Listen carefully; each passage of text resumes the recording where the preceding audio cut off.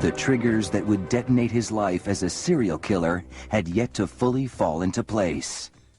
But over the next few years, they finally would.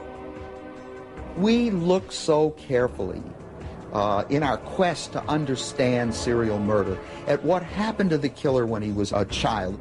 But there's something that we ignore, and that is making the transition into adulthood and middle age. By age 22, Gary Ridgway was already in a deep emotional hole. He'd gone through a bitter divorce from a woman he'd come to think of as a whore. He was angry, but that didn't mean he was going to be lonely. Sitting at home without a woman around was not Gary's style.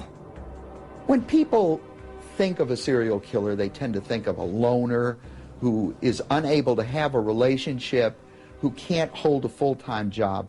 But the truth is just the opposite, and Ridgway is a perfect example.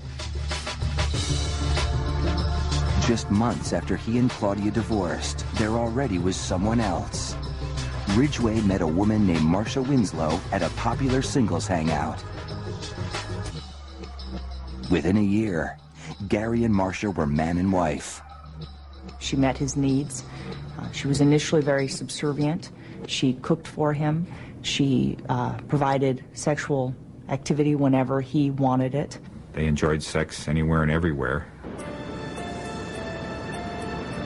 Especially outdoors, in the gorgeous scenery of western Washington state.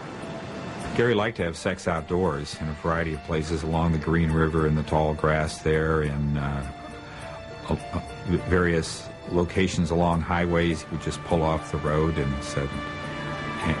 have sex